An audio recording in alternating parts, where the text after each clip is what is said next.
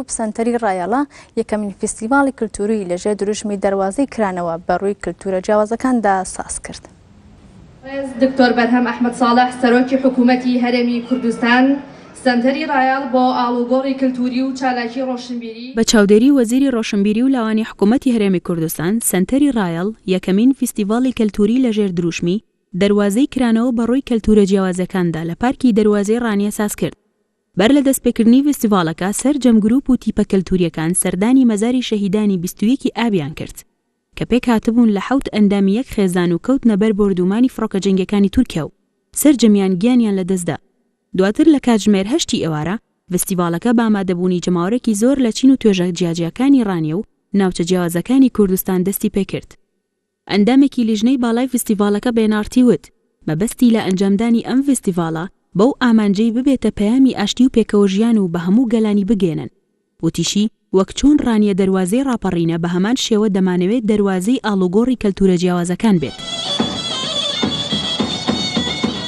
ئامانجی سەرەکی ئەو فیستیڤاڵە ئاڵوگۆڕی کلتوریە لە نێوان کلتورە جیاوازەکانی هەرێمی کوردستان بەو ئامانجەی کە ئەم نیشتیمانەی ئێمە کۆمەڵە کلتوری جیاواز تێیدا نیشتەجێیە و لە ڕێگای ئەم چالاکیەوە دەمانهەوێت پەیامێکی مرۆڤانە، پەیامێکی ئاشتی، پەیامێکی پێکەوە ژیان، پەیامی هونەر بگەێنین. هاوڵاتیانی ئامادەبووی فیستیڤاڵەکە گەشتبینی و خۆشحاڵیان بە فیستیڤاڵێکی لەو شێوەیە دەردەبڕن و داوا دەکەن لە داهاتوودا بە هەمان شێوە فیستیڤاڵێک بۆ سەرجەم پارچەکانی تری کوردستان و جیهان لە ڕانیە بەڕێوە بچێت. بەڕاستی شتێکی زۆر جوانە بۆ شارەکەمان کەوە یەکەم جارە ئیشەڵڵا ئاخیر جار نابێ ئیشەڵڵا زیاتر پەرەی پێدەدرێت. زۆر خۆشحاڵم بۆ یەکەمین جار لە شاری دەواازەی ڕاپەڕین فیستیڤاڵێکی لەو شێوە کەلتوریە بکرێتەوە.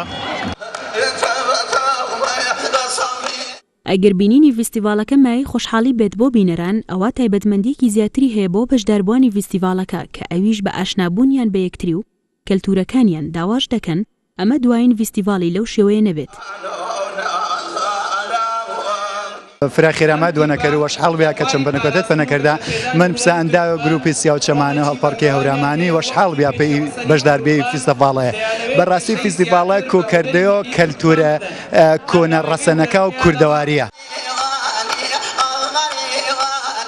وەزیری ڕۆشنبیری و لاوانی حکوومەتی هەرێمی کوردستان لە لێدوانێکیدا سەبارەت بە فیستیڤاڵی کەلتورە جیاوازەکان بە NRT وت ئەرکی حکوومەتی هەرێمە پشتگیری ئەم جۆرە چالاکیانە بکەن و ئەو بودجەیەی تەرخان کراوە بۆ خزمەتکردنی خەڵک بایەخدان بێت بە هونەر و کەلتور. هەرچی ئێمە لە حکوومەتی هەرێمی کوردستان کە پشتگیری ئەم جۆرە چالاکیانە بکەین و ئەو بودجەی کە تەرخان کراوە بۆ خزمەتکردنی خەڵک بۆ بایەخدان بە بواری ڕۆشنبیری بە بواری هونەر بە بواری کەلتور کە خزمەتی کەلتوری بە خزمەتی هونەری بۆ خەڵک پێشکەش بکرێ. ئەم فیستیڤاڵە لەسەر ئاستی کەلتورە جیاوازەکانی هەرێمی کوردستان ڕێکخراوە و تێیدا دە گروپ و تیپی جیاواز لە ڕووی کەلتورەوە بەشداریان تێدا کردووە.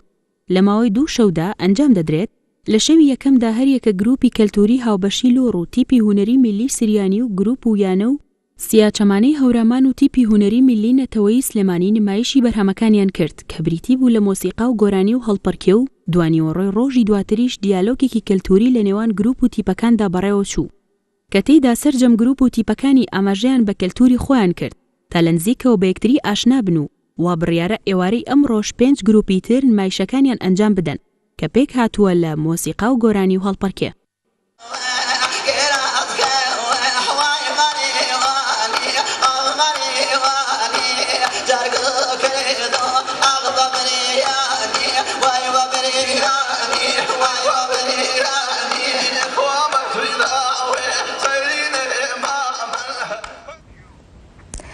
یەکێتی نووسەرانی کورد لە خستەیمانی بە